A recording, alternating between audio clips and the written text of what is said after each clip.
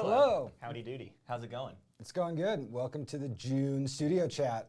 We're here. We're here. I'm on this one. I'm not developing anything. I'm not designing anything, but Cole asked me to come hang out with him today. You're so a member of the studio, and we're trying to open up the studio chats to the widest group. Exactly. And now you're in that wider part of the server. The widest group includes you. Right. Well, I'm happy to be here. And we're in the middle of the Oath New Foundations Kickstarter, which is, you know, it's cooking. Doing great. Everybody's hanging out with us. It's been really fun. Is this a Twilight Imperium stream? No. No, it's actually set up right in front of us. You can't see it. You just can't see it, but it's right here. Yeah, the campaign is going amazing. I think look, 6,753 backers is how many. That's the punchline to a joke we've been setting up literally for a year with that little tidbit. We're going to get to ARC shipping. I'll say just a little word about the Oath campaign, which is that, well, you know what? We'll save Oath campaign. I've got Oath campaign stuff. We'll get to studio things. First, Matt, what are you playing right now? What am I playing right now?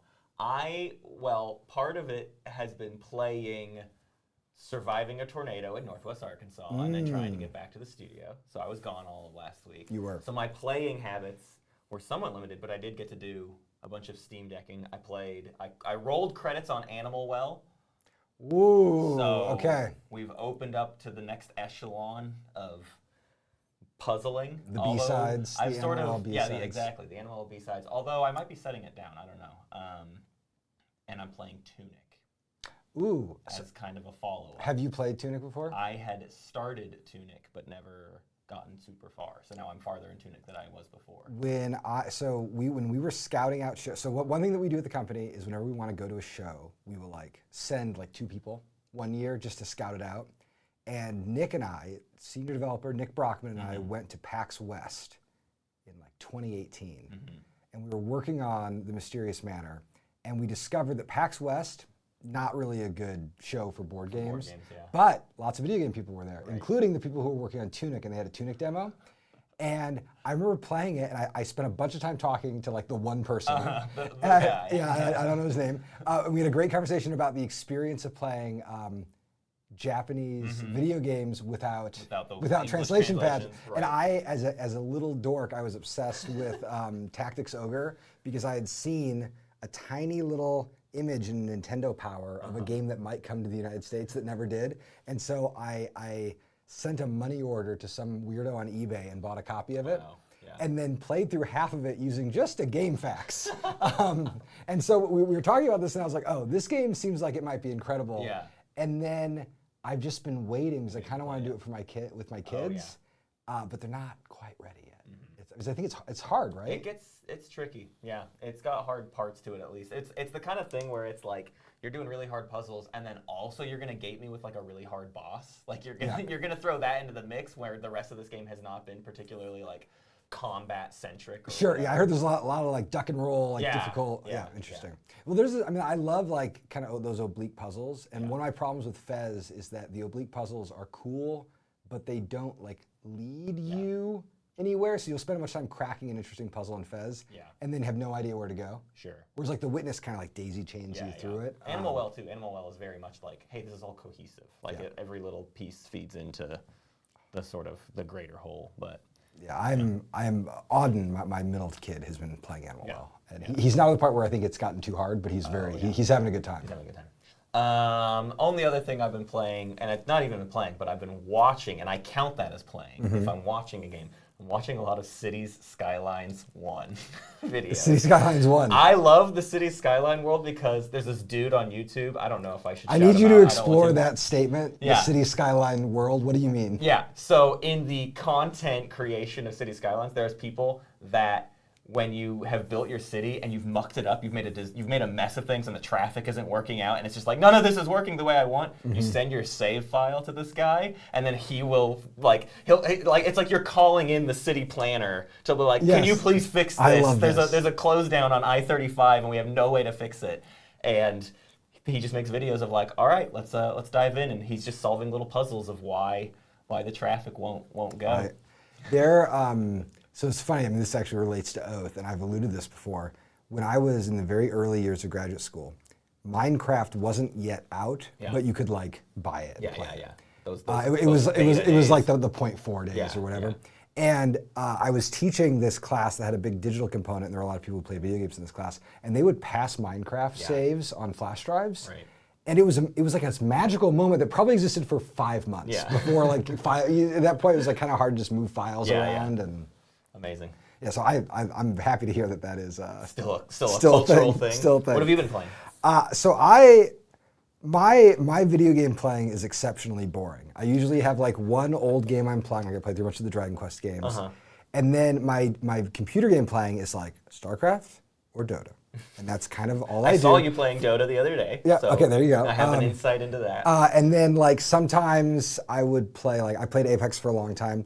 But Apex, a weird thing happened in my Apex games. So I love Battle Royales, but Apex has gotten very clean. It's very combo-y, it's very smooth, feels a lot like Overwatch. Like as I got better at Apex, I didn't like what the game was kind of optimizing me to do because it was becoming a more and more of a technical shooter and less of like a goofy Battle Royale. Right.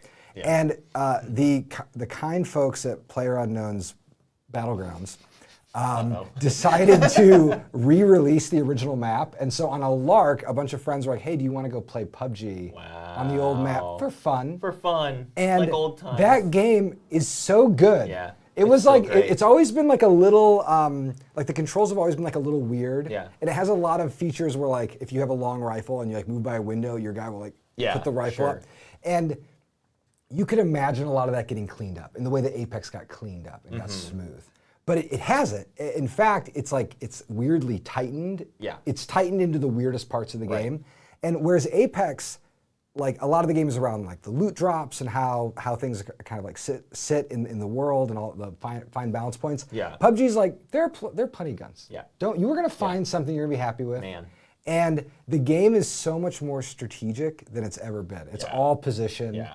And I've had such a fun time. Hunter and I were talking about PUBG the other day, and his take on it, because he's played way more of any of that stuff than I have, but was the notion that the secret sauce of PUBG is that it still is partly obsessed with being a military simulator. Correct, yes. And the others are like about game feel and are about being a good modern shooter, whereas PUBG is like, not interested. Well, okay, so like... we want 4,000 guns available to you. Yeah, and I think like, so it is interested in, I'm gonna say like the voice of being a simulation game, but in terms of the affect of play, it is so silly. Yeah. So I have a tradition whenever I ice a guy in PUBG, I will don whatever clothing they are wearing. Yes. Yeah. And so you will end the game like in a party hat, like in a mermaid dress, because you're just like, look, this is my tribute to you. Yep, I'm gonna like wear your funny fuzzy gloves. I need all the badges of the people I took down throughout the game. But the fact that it's like, but now I'm going prone because it's a military sim. Or my favorite ad is they finally put bicycles in the game. Oh yeah. And you'll be like on a hill hiding, and then you'll hear like a little and you're like, oh my God, there's someone on a bicycle who's like looking for me. Yeah. And so there's a silliness and like a charity of spirit about the game that I think is really. It's lovely, and I'm excited to fall into PUBG for the next few months. That's great. It's great. Maybe people cheat. I don't know. Yeah, who cares? Who cares? I played a StarCraft game where we were getting lag spikes at these like very particular moments, and I'm like, is somebody cheating in this game? And then I was like, I can't even. You can't go down that rabbit hole. I can't go down that rabbit hole because I'll go crazy. So I've been playing PUBG, and then in the board game world, I've been playing Jest of Robin Hood. Which the new Fred Serval coin game. It's good. Fred, you did a good job. If you're watching this, I am excited to explore it more. I think I was initially worried that it was going to be a little, like once you knew its beats, that you were kind of playing the same game over again. Like the coin games, which I adore, have a problem with replayability because once you master the kind of faction arc, that's the way of playing it. It feels scenario-based in a way that is limiting. Well, and TI is interesting too because like some of the TI factions feel very on rails when you play, and others don't. Others are like, there's a lot of different ways to kind of approach how to build this. And I think coin games have a similar thing, but actually I've played twice, and both times it's been very different. So I think there actually is a lot of character to it. So been doing that. Been playing a lot of Plantagenet, a lot of crusty war games. Yeah. And then today, hopefully in the studio, we're going to play Stellar Ventures, which is an upcoming Cube Rails and space game that I'm pretty excited about. I played Onitama for the first time. Oh yeah, what'd you think of that? Great. It's the one in like the long box with the cards that like it's like two rows of 5 or two columns of 5 or whatever, but your moves are just these 5 little cards that then get like hot swapped between the 2 players. And I liked that of the idea of like a game you could never quite solve because the move set is shaky. It's like, what if every time you played chess, it was the first time you'd ever played chess?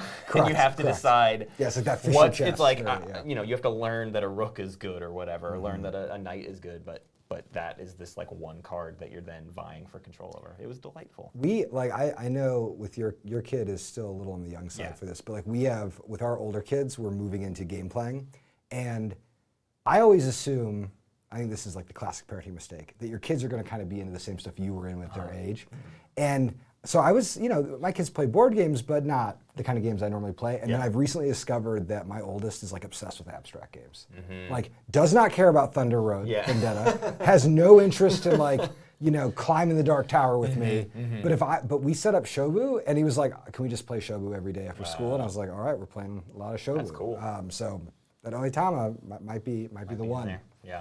And then I've been playing ARCs because it's your job. It's my job. My other job is to learn how to play the Rebel. Do you have any Rebel tips for me? I've been hitting up the Discord today about like, how do you do good as the Rebel? Because I'm not doing good.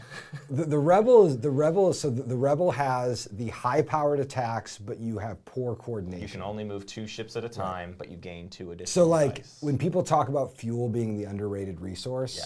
It like plugs into factions really well. Like it plugs into the Rebel really well. Because I had a really good Rebel fuel cartel game where I just was able to like funnel the fuel in the right directions and then move it to where I needed to be. But also you can get a lot done with 4 combat dice. So this is like the Pindlewan's in chat. I know Pindlewan is like the fuel drinker of the Discord. Welcome. Yeah, hello. I'm here to proselytize. There's what's the other thing about you know, the other thing about the Rebel is you guys on Space Cats recently did your guide for Mentac. Yeah. Like not recently, but like in the last 6 months or something. Yeah. And when we were working on the Rebel, I was just thinking of the Mentac. Really? It's like small farms. One of the little who's the scrappy guy? Yeah, a little scrappy. Yeah, that's funny. Very cool. All right, well, so we've been playing a lot. It's kind of a lot of things, turns out. I've been playing more than I've ever played because, especially since I got back. Yeah. My wife and child are out of town, which means So you've got it. I'm just like, I must get in all game playing now, or I've been doing traveling, and it's like using my little Game Boy to play Mega Mans lately, and I was like, oh yeah, forgot like games I like. Yeah. But the studio's been hopping. It's busy times. So since we talked last, at the last one of these, we announced that we were doing an Oath Kickstarter, and now the Kickstarter is a third done. Yeah. So that's the breakneck speed that we're all treating you at too. Very happy with the Oath Kickstarter. I mean, I'll say a few things about it on the back end. So there are a couple things to note. One, the Oath Kickstarter was interesting because it was fundamentally, it was kind of a new team. Like Matt, this is your first Kickstarter that's live that you're working with, and we had a new graphic designer in Megan, and we're working with Liz and Ricky, so new collaborators.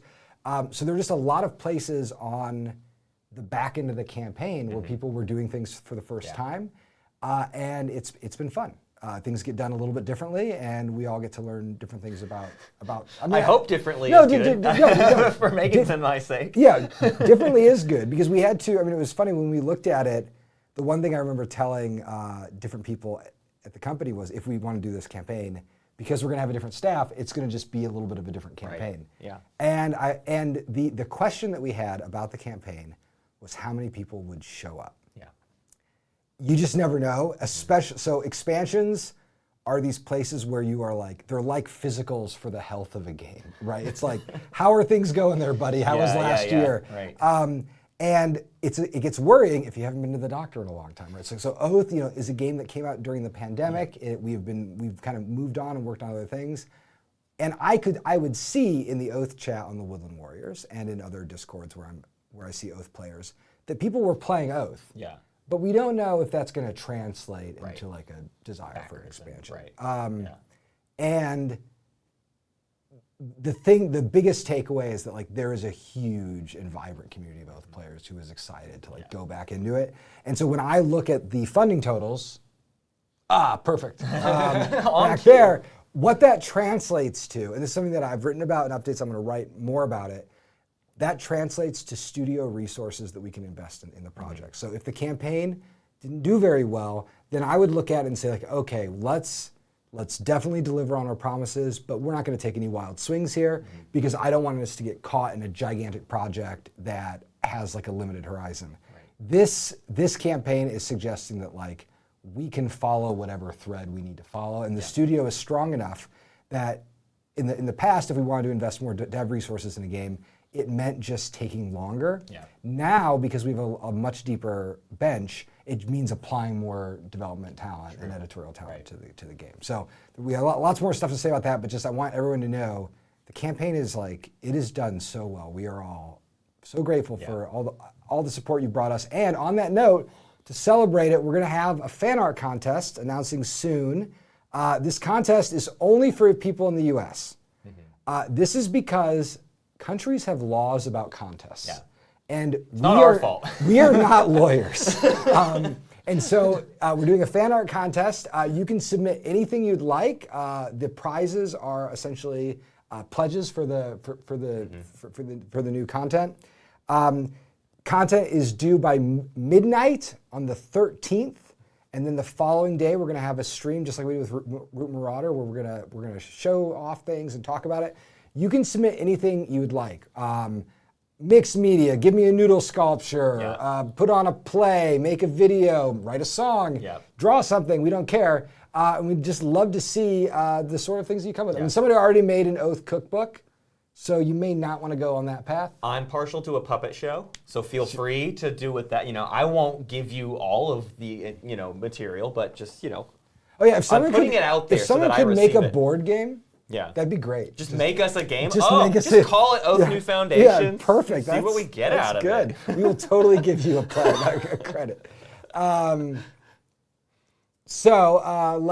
Okay, cool. And then let me catch up a little bit on this question. So here's a question from the remover I want to highlight. So Oath came out during the pandemic, and the first thing we saw was a note not to play 2 players for our first game. Does the expansion improve the 2-player experience at all?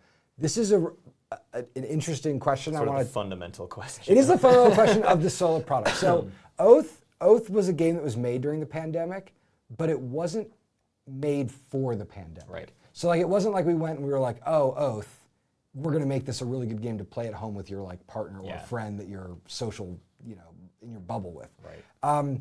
Oath was mostly built to be played in groups of 3, 4, and 5 people, preferably folks who were lonely and trapped in their basement because there was a lockdown. I mean, those were the people playing Oath in the early days. It was just other people who were, in quarantine. However, there is a huge group of people who are hungry for campaign games that work really well with 1 and 2 players. For the solo expansion, when I first started talking to Ricky and Liz about this, I was really insistent on like, let's build out the solo experience. And the first thing Ricky and Liz told me was, we could make a 2-player version that would be viable for that would be quite good. And I am fully turning it over to them. Yeah. They want to make it possible. I want it to be possible. However, I'm tempering expectations on this point because I think 2-player games with solo frameworks are really tricky. Yeah.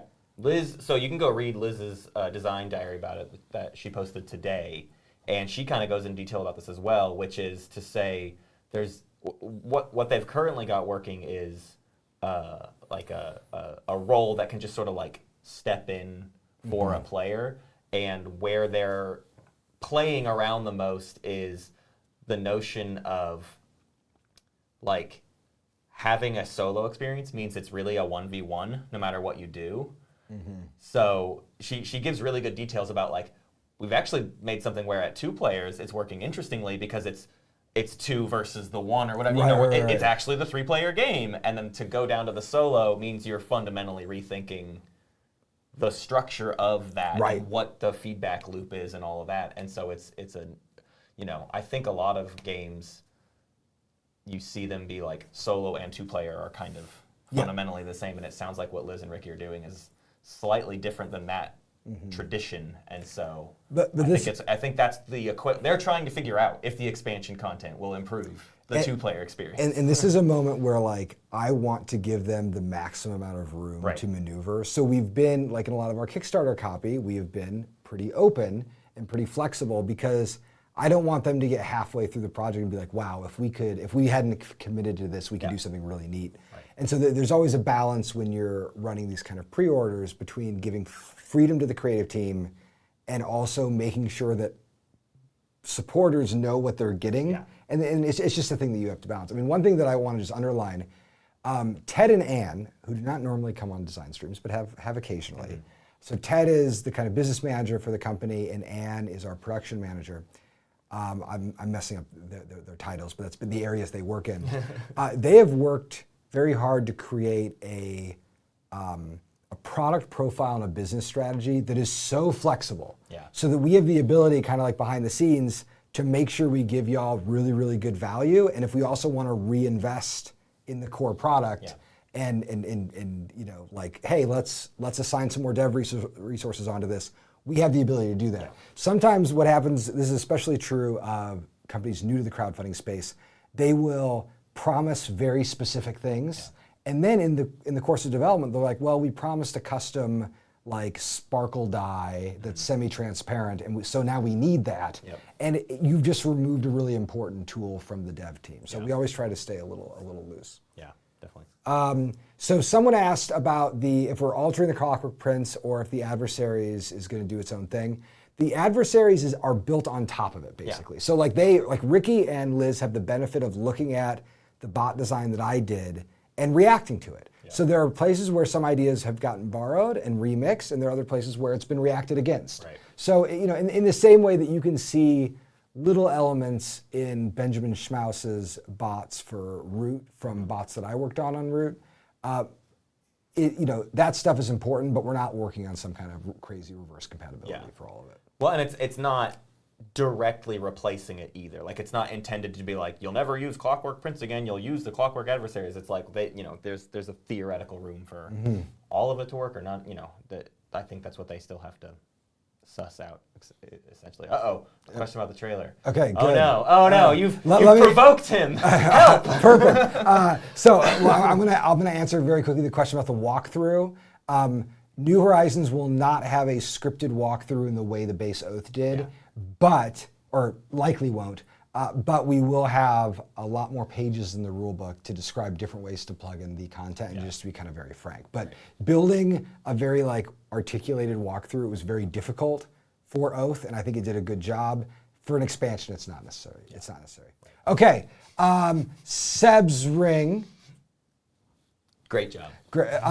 Asks a really great question. In the trailer for the Oath expansion, it's mentioned at the end of the documentary about the studios being filmed. When will it be ready? When will it be ready? Matt? When will you die, Sebsring? When will any of us? When will the heat death of the universe occur? That is the nature of a documentary. Is that we're toying around. We're playing in the space. We're seeing what all we can get. It could go, I think, in a couple different directions. Right. And even in the past couple of weeks, we've sort of shifted our ideas of it. What I know we want is kind of a series of videos. Right. So this isn't like some feature-length documentary that's going to come out. Probably not. Probably not. That's for later. This is intended to be, we're filming, watching the active development of a game. It's, the first time I'm here full-time, getting to run around with cameras and bother everybody in the studio. So we're capturing what we can capture. Then that stuff can inform what's the best way to structure it. Ideally, throughout the course of Oath's development, we would be releasing these as periodic kind of updates or peeks behind the curtain. And we don't want them, I think, it's so funny, even just having the idea of this project in the back of our mind has made me really think about what does it mean to even be doing this project that we're doing. And I'm learning all these very obvious things. When you commit to the idea of a documentary, you don't know what you're going to get. And so in fact, that openness is good, and you have to make that committal very early on in the process. Yeah. Because all you're committing to is, I will capture as much as possible. Right. Because here's the thing. I'll tell you what we don't have film of. We don't have film of me knocking on Patrick's door and saying, hey, Patrick, I have an idea for an Oath expansion a year and a half ago. Exactly. Or we don't get Clay taking me out for a beer after work and saying like, hey, I really would love to work on a new Oath deck. Right. We don't have any of that because it didn't even occur to us that we should be recording these things. And I also think we want to give, so we could have built the film project as a pledge level or something. Sure. But a separately funded thing, or build the funding into the campaign. But I think that we, in the spirit of keeping the widest amount of latitude, we wanted to not commit to anything so that we could, if we got halfway through and we're like, we don't like what this is doing to the nature of conversation in the studio, we can scuttle it. I don't think it's going to happen. Yeah. But one thing that I've been thinking about a lot, because I think originally we were like, oh, what if we just did Leader Games 2024? Right. This is a general piece about kind of like the work of the last of the last year. And then I found my own thinking kind of shifting a little bit to like, no, it actually is nice to have video projects be more kind of anchored on a specific project. At the same time, we want as much distance from the moment that is being filmed to the moment the episode is being released. Because if you lose that distance, you get into like vlog reality TV. It's BS. Not that. So a more concrete answer to the actual question of like, when's that coming out? Not around the corner. Like it's not something that is going to come out next week, because that would be a vlog. That would be what we're sitting here doing right now or whatever, right? And like, we're happy to film this meeting so we can be like, told you so. But I do think like, what the video is going to depend on the work that gets done and the kinds of stuff that is captured, and what we want to show about the process. But it's a recognition, fundamentally to me, it's a recognition that there is something, as a studio, we really pride ourselves. So I mean, this actually gets into like your hiring and like some very like top level studio strategy stuff. So I will say that my job has changed a lot since I first started working at the company in 2017. When I first started working here, I would plug into one project and just work on the one project. But, and in that context, it's like not that difficult to write 50,000 words of design diaries over the course of a project. But now, like, I'm being pulled in lots of different directions, and this is true for a lot of people at the studio. And so it's a little bit difficult, it's become more difficult to do the work of transparency because that takes time, and that's time that you could be spending mentoring a new employee or working on a new project or taking a meeting. And so we started thinking, Patrick and I have been having this conversation about what does it mean to like renew a commitment to studio transparency. And part of that renewal means like you need someone at the company to kind of be trying to think about what does it mean my to new show job the press. title is transparency coordinator. Yeah, yes. And it isn't, I mean, it's so funny. I feel like the language of transparency is so like corporate pilled, it's like hard to even talk about. Yeah. But if I think about so I started thinking about it from the perspective of the kinds of things that I can share in a design diary. Design diaries are always from kind of like a middle distance, because I'm looking at something in the past and I'm saying, okay, I did these things that didn't work. Now I'm doing this thing which I think works. Thank you all for reading. I'll see you next week for the next design diary. Right. But that hides like the actual moment where we do the work and the actual like labor of putting those ideas together. The places where like you're just writing or you're sitting down or you're having a meeting. And all of those moments are interesting. When I first started writing design diaries, they were a reaction to the fact that I hated how designers talked about their own writing. Or not their own writing, their own work. Because what would happen is someone would say, oh, I was working on this project, blah, blah, blah, and then it was fun. Yeah. And I was always like, why aren't designers, why aren't they able to talk about their own work? Right. And I think, when you listen to like directors talk about movies, some are good at talking about their work and some are horrible. Some seem like they are barely aware of what has happened. Of why their stuff works and doesn't work. And I think we are lucky in that most of the people on the creative staff, I think, are actually pretty good at talking about their own work.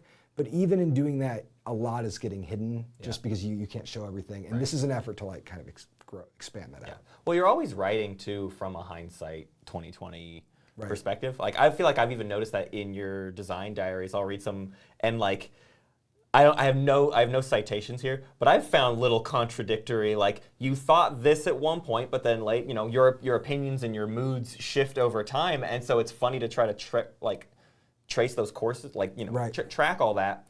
And I think that's part of what I would hope to be able to do is like capture more of just like instead of only having access to Cole's finished a thing and now he's going back and looking through his journals and writing about it, how about I just get Cole to talk about what's on his mind right now, and then in 6 months we relate back to it and see like what actually, which is kind of the more like, I think, earnest way of looking at the thing is like investigating how you truly felt at the time that it was like most, impactful and on your mind. Because I think that thinking about my own design practice, one of the things that I try to be good at is to keep like the same North Star. Yeah. But everything else will like disappear and fall apart and get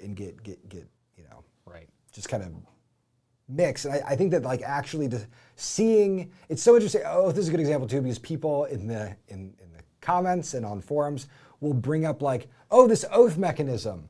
I really liked it during the Kickstarter. Do you think they're going to bring it back? And I was like, I wish I could show you the meeting where we realized how bad it was. How bad it was. It's not there for a reason. it was left out or whatever for a particular Oath, rationale. in the very last stages of Oath, Josh and I rebuilt the combat system.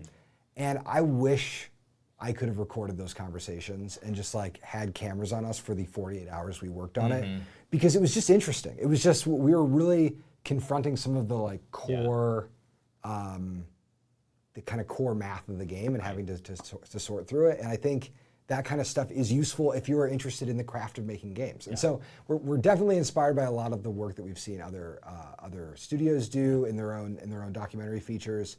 But we're gonna let this thing be its own thing. Yeah. The main thing I want to underline is like, it's not vlogs.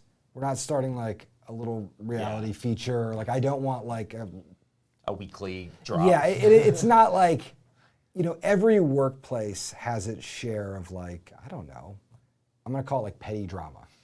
And there actually isn't much here. I mean, this is everyone I work with I feel like is so kind and so nice. Yeah. But I also think it's possible to bait with that stuff. Yeah. And that's just like not what we're interested in doing at all. Yeah, and unless this is the start of our feud. Yeah, no, I'm gonna start pitting you all against each other. No, I think there's room for creative tensions. And creative tensions are healthy. Oh yeah, for sure. But those tensions can exist, and then it takes everybody like getting past it and then looking back and being like, oh, look at how those tensions were healthy. To showcase those live is a whole different feeling than to showcase them 9 months later or whatever. Yeah, because every game that we've ever done, there have been contentious meetings about the game. Because I think that this is something that I love about the studio. Everyone I work with, they care a lot about what they're doing. Yeah. And so like people have strong feelings about the way, a game should look. And it sounds so trivial because I'll tell you like sometimes the thing we're arguing about is like how deep a box should be. And we're like, I will come home from work sometimes on a Friday and be like, I am upset because of a conversation about the depth of a box. Yeah, yeah. And I'm not gonna say that's just a box. I'm gonna say,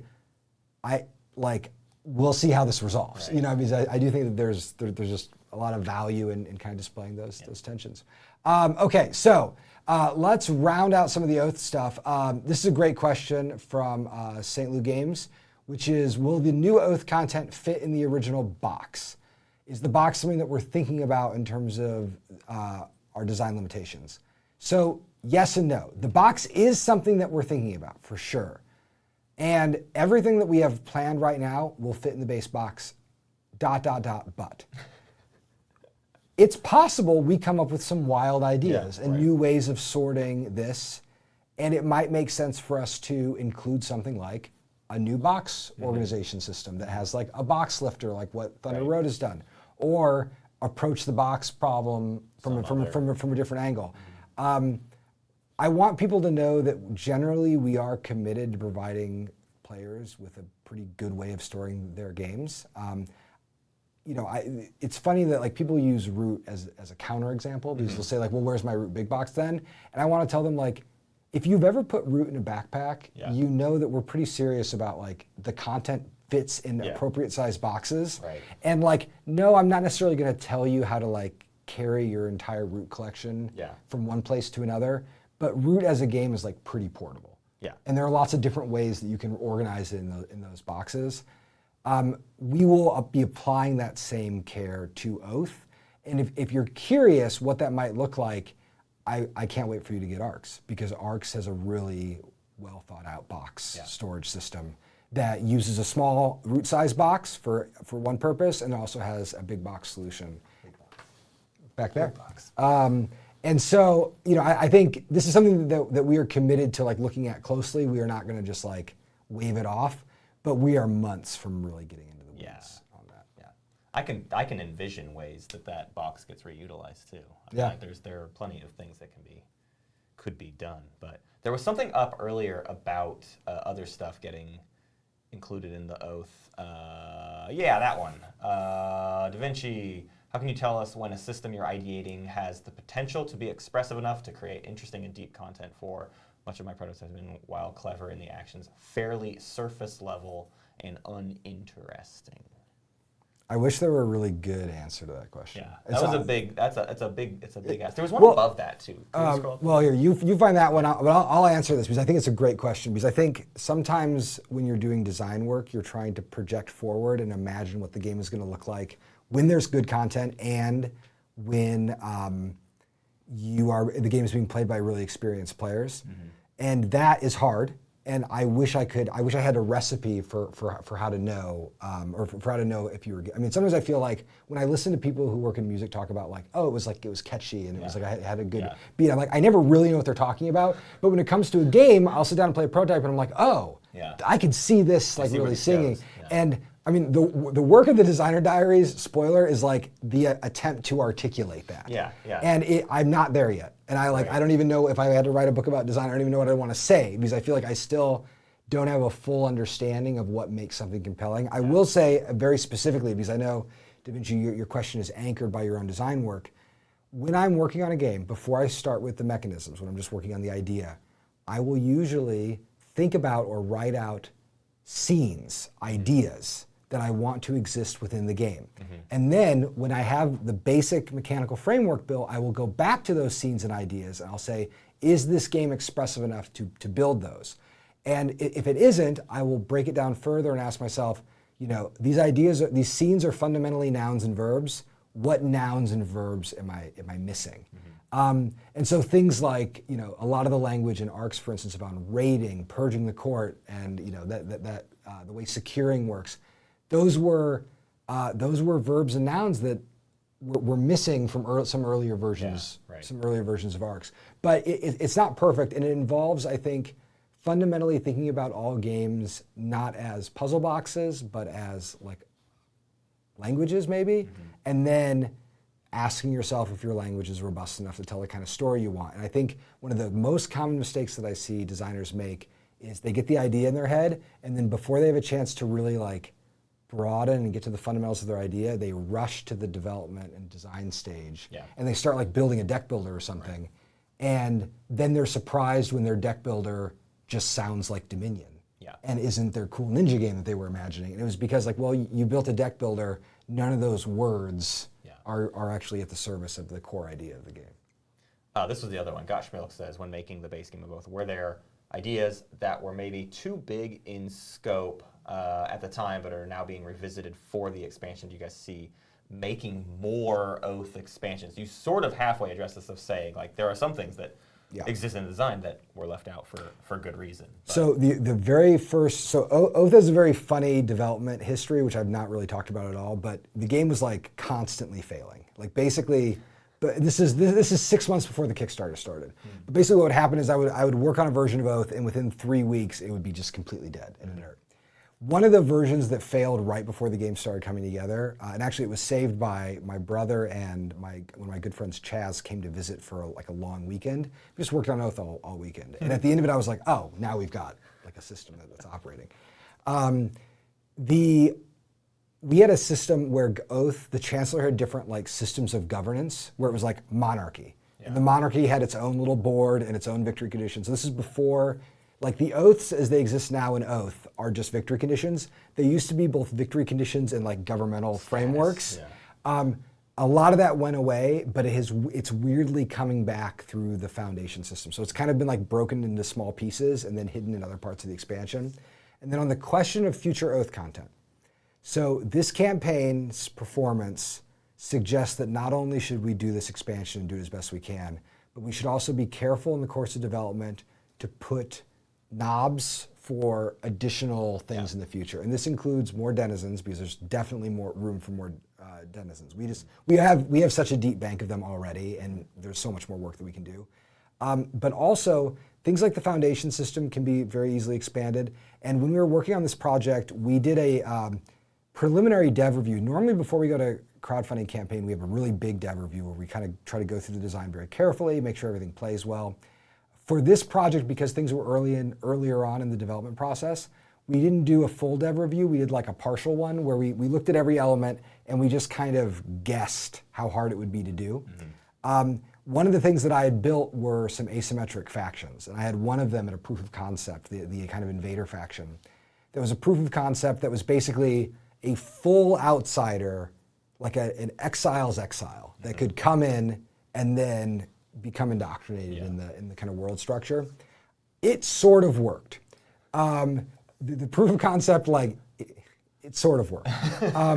I don't think it ever quite delivered on its promise, but I think it did prove that we could do asymmetric factions. When Josh and Nick looked at it as experienced developers, they both gave me the same response, which was, this is neat, but this is too much stuff to hook with all these other ideas. Yeah. So before and then as we built the Kickstarter plan, I was like, okay, all the asymmetric factions, I think the design can do this. Let's push them off for a future thing. Yeah, the conversation, I remember some of this was like literally, do you want to deliver this, the promise of this Kickstarter in a year and a half or in 4 years, Cole? Right. Because this would be the choice, the deciding factor is including like these huge new developments. And I just finished ARCs. I still am just finishing ARCs. I'm forever just finished ARCs. And I did not want to commit to another like 2 to 3 year project. So like it needed a smaller. Let's like build this one out and then we'll see. Someone asked, this is a good question from a huge cupcake, which is, we've talked about the ability to reset oath to simplify the rules. Is that necessary to play New Foundations, or you can just fold it in? You can just fold it in. Yeah. So New Foundations, I'm hoping, is going to come with a like a hard reset where you can start kind of from the basic, most bare bones version of Oath, or you can just turn on the switch and all the stuff will fire up, and that should be fine. Yeah. Ooh, this is a good question, and then we're going to move to talk about other things. Well, we'll see. We'll see how it goes. So, did you find designing for science fiction like ARCs easier than fantasy themes, like Oath or Root? That's hard. Fantasy is so fun. Because the storytelling tropes are so clean. Yeah. Like everyone's got their feet on the ground all the time. But you get stuck. Your feet are stuck on the ground. Right. So I felt like ARCs took a while to like realize how weird we could make it. And some of the best thematic design work for ARCs was done at the end. Early on in ARCs, I've alluded to this, I wrote like a world brief, which was just an internal document. It was like some little fragments and some timelines and stuff. And I shared it with Kyle and Josh and just said, like, here's an idea for a world. And it is so grounded. It's almost like a fantasy setting. Yeah. And then as we worked on it more, I kind of need to go back and revise that brief to actually capture what ARCs became, because the game got like way weirder. Yeah. I think if I had to work on one of them for like 10 years or 5 years, I would work in ARCs because there's more room. Yeah. But I'm very happy to have my feet on the ground. Yeah. Well, it would be an even better question for Kyle, obviously, of just like which is, for him to make, because like in ARCs, you can have a pretty evocative idea of a sci-fi world, but at the end of the day, too, like a lot of your card names are like Fuel Cartel. It's like, I don't know, that doesn't, like that, it's vague enough to mean anything, right. But then Kyle is the one who gets to step in and kind of like, but in this world, I think it means kind of more specifically. There's this like notion that like the fuel planet has these like giants. Yeah. That are just like huge. Right.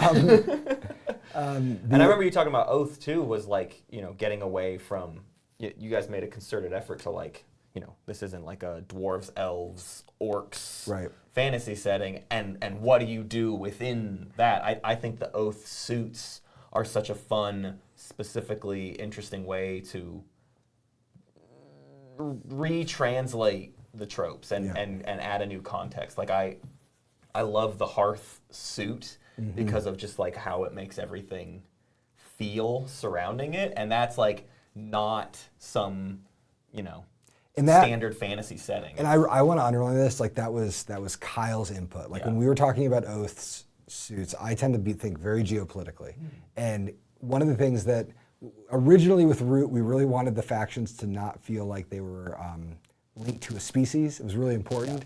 And it's just because there's one meeple and, you know, like just the way people talk, that didn't end up happening as much as we wanted it to happen. And then when we got to Oath, Kyle was like, well, if you suit things based on, I think he called it like cultural touchstones or like cultural elements or something. Like there's some phrase that Kyle used to describe like elements of like ways that a culture can be organized. And then we kind of built them, and you know, they work in opposition and they also have like neighbors. And it was almost like designing like an RPG personality system. And then we could map all these ideas to it, and there's so much fun to play with, because it does feel like, I love when we're designing Oath, I'll look at a card and I'll say, like, oh, this card's in the order suit, but like actually it's a nomad card. And they're like, why do you say that? I'm like, well, like the nomads they have this characteristic about them. And there's a nomadic order card. Yeah, exactly. So will there be, we've gotten this question a bunch. I'm going to answer it. This is about the lineage. People have asked, are the lineages going to be linked to player color or rotating cast? You can probably do either. My sense is that it's probably going to be a little bit more fun if you use the player colors, because there'll be like families or houses or something. But if you have people who are very protective of their progress, then you can have it in a separate bag. Shouldn't be an issue. And then someone else asked, is there a way to jump timelines in Oath? Can you like quickly simulate 10 games? Maybe. And this is probably going to be the realm of homebrews. But when we're doing Oath testing, like this week we'll be publishing hopefully the Empire's kit. And when we test the Empire's kit, we do not play every game of Oath. We like imagine what happened in Oath, then we resolve the govern phases, and then we imagine another game of Oath, and then we resolve the govern phase. And this just allows us to play like dozens of games of Oath every week. When we get further into testing, we will start actually playing the Oath games. But I think that is how, I think that you will be able to do that with just a little bit of imagination. So I'm gonna gather up a couple of these. 6-player color? Maybe. we are trying.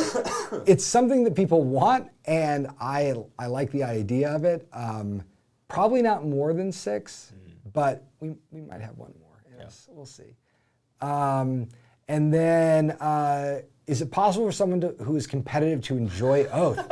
Yes. Consult your therapist? I don't know, man. No, Oath is the most. Oath is so competitive, and it's funny, like the people who are on the dev team for the original game, including Nick, some of the most competitive players I know of, almost to like a fault. And I'll say that for myself too. Like I just get tunnel vision. I'm trying to win. The game thrives in that. And I think the new expansion, it's funny, the Empire system includes a way of doing metagame scoring for you. I wrote that sentence about metagame scoring the rules. I want you to know I wrote it for you. My translation of that would be like, Oath asks you to maybe shift at what scale you are being competitive. Yes. The hyper-competitive players that I've seen that have dug into Oath, the one thing I would see them repeat is this notion of like, well, we got our game into this status where one player was winning every time because they had this kind of unbreakable combo.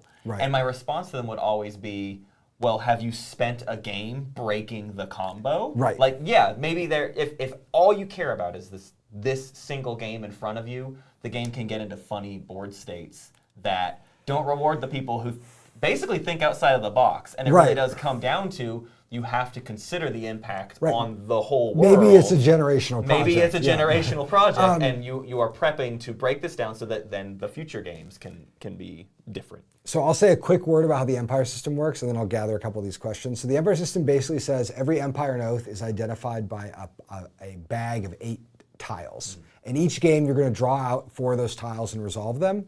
You have the ability to redraft, but it costs. It has a cost too. Those tiles have kind of like legacy points. So like if you have an established empire, you're going to be like banking more legacy points. These points are imagined as like the years of your reign or something.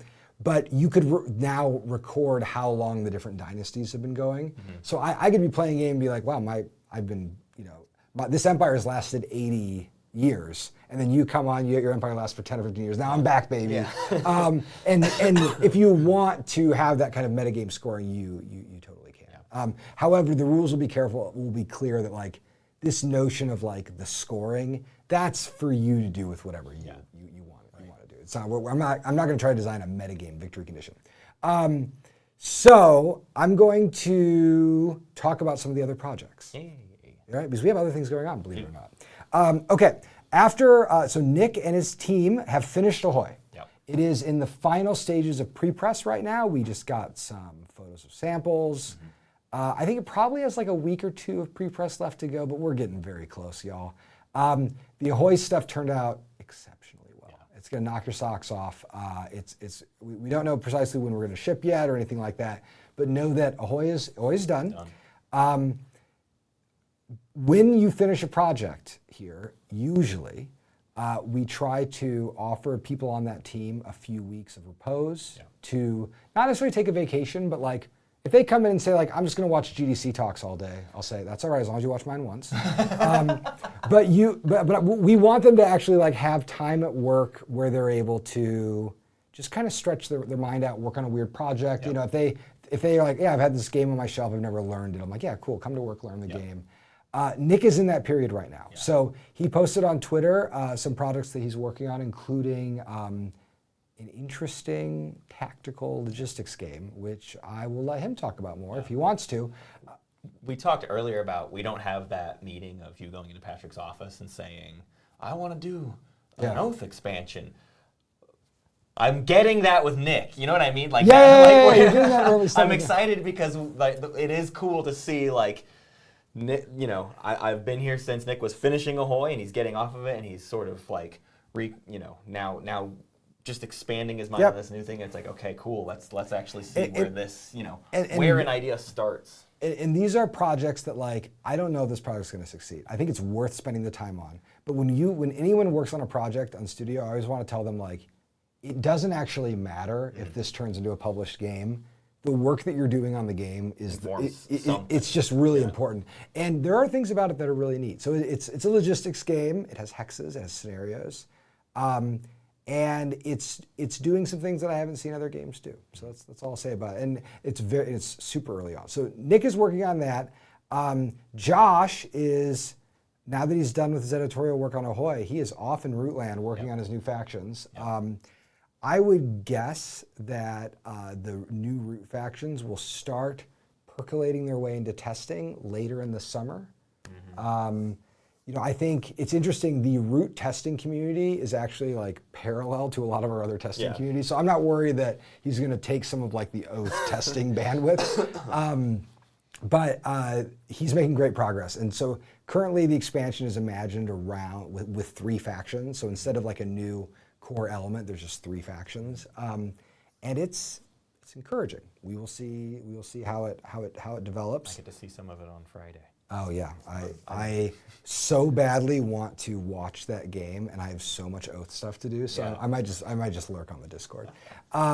Patrick is working on Opus and some other projects he's exploring. Just kind of feeling out the games, trying to decide exactly what the core of it is, but it's really productive. What are the 3 factions like? I'll say nothing. I mean, if you're interested, actually, I think Josh has talked about them a little bit in the past.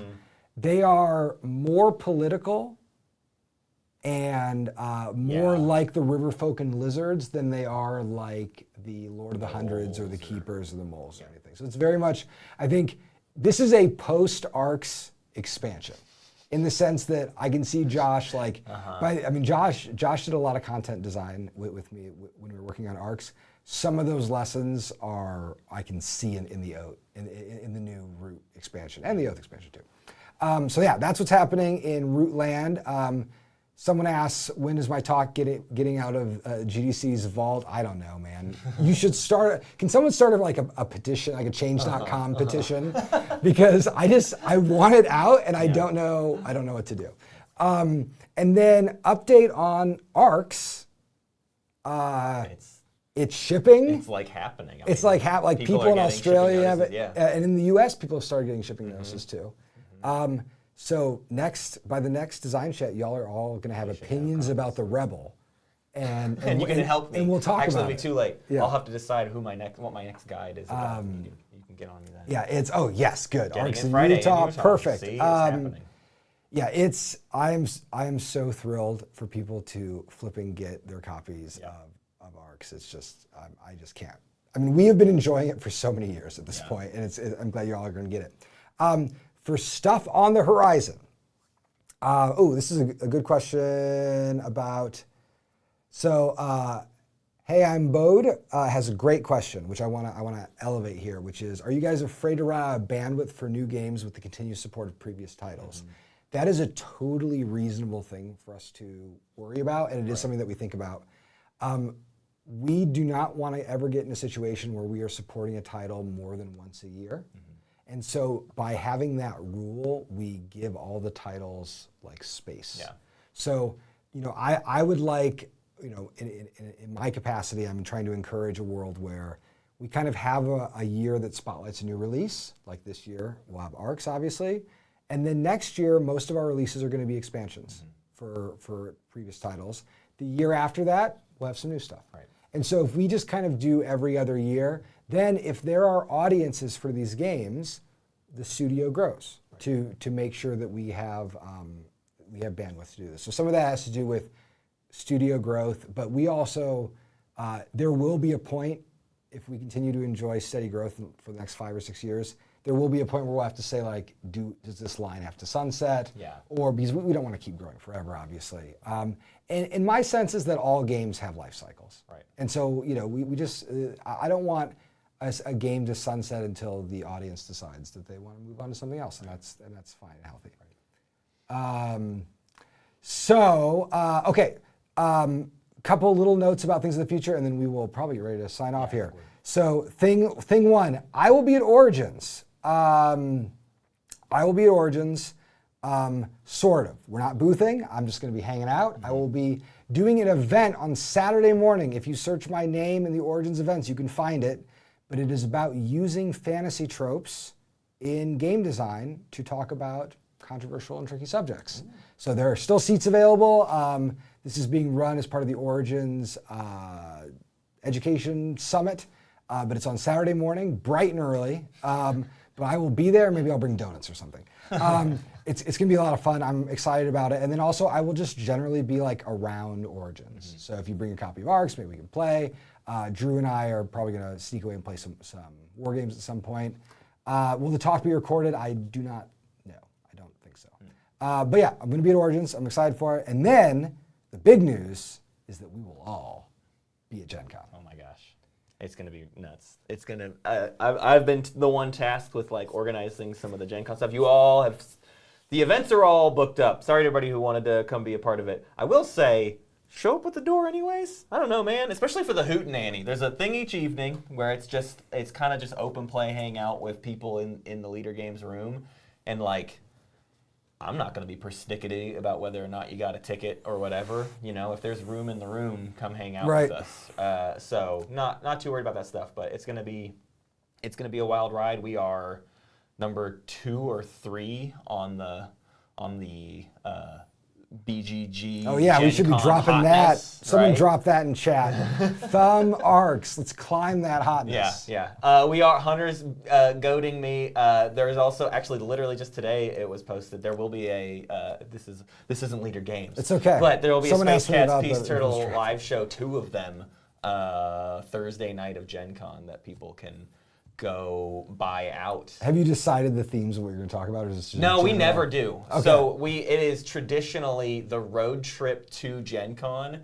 We all spend the whole 9 hours in the car together until we go crazy, and that becomes whatever the live show is, whatever we've been riffing about. Perfect. Excellent. Yeah. And Matt knows this. I wouldn't know what a live show was like because I tried to go once because I was like, my friend Matt is doing a show at Gen Con. I want to support him, and I thought it'd be like a small room with no one in it. I'll show up. I'll show you. I want to be a good friend. I showed up, and they were like, that show sold out weeks ago. And so I was like, all right, fine. I guess they well, don't, this year they don't there's need 2, me. so hopefully everybody can get it. It's like Yeah. 7 and 9:30. We'll be up. What days do you know? Thursday. Just both Thursday. A double header. I'm definitely going to the second one. The Thursday of Gen Con will be the busiest day of my entire life. Amazing. Kyle will be at Gen Con. In fact, almost all of Leader Game staff will be there. Almost everybody. It's going to be a whole thing. We have a booth on the floor. We've got a side room, showroom. Tons of events. Again, if you didn't get a ticket, people do cancel, and you can just like check tickets again. Yeah. By the way, if anybody wants to drop out of the Orc Stomp 5K and give me their ticket, I've been trying so hard to get into that dang thing, but it's just so full. Yeah. But yeah, definitely just show up anyway, because there are always no-shows, and we'll always have extra tickets that we can just kind of hand out essentially. For sure. But we're gonna have a big room. We're gonna be doing events in the evening.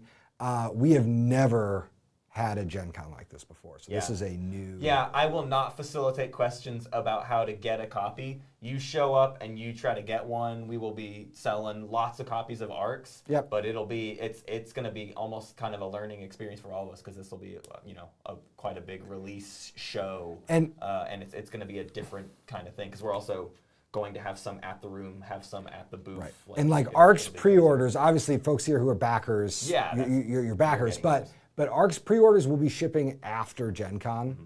And so if you want to get like the remainder of the early copies will essentially be at Gen Con. Any leader people going to Trade Day? I don't know. I don't think so. Not really. Trade Day is not like specifically planned to. No. Yeah. Great question about ARCs in other languages. We start our language process now. Yeah. So eventually, yes, we'd love to do that. Okay, we're going to print one more copy of Crystal Caverns for Dingla. You can have it. Yeah, I think that's it. So, generally, things in the studio right now, it's going gangbusters. Everyone's so happy with how the ARCs, how the Oath campaign is done. I cannot wait for you all to get ARCs, you lucky ducks. And hopefully, if you see me in Ohio, let's get some Jenny's ice cream. We'll talk about ARCs. You can complain about the raid dice. I'd love to talk about the raid dice. The raid dice. The raid dice are designed for you to complain about. I'm deep in the web of looking at dice odds on ARCs stuff. So do you want me to share my the script I wrote so you can? Okay. So I can calculate the chances of getting 2 keys. Someone asked about when they're going to be root dev diaries and things like that. Way later, like later this fall.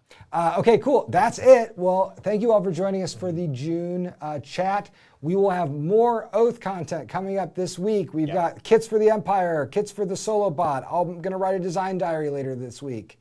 Thursday there will be an interview. Thursday there'll be an interview with you. Yes. There's also a Reddit AMA Thursday. On Thursday. Yep. And then more streams next week. Busy month. It's going to be a busy month. Keep hanging out. And we will see you all soon. Brown butter, the brown butter one. That's my favorite Jenny's ice cream. I'm really polluting this video stream. Okay. Thank you all. Have a lovely June, and we will see you later on in the campaign. Yeah. Bye.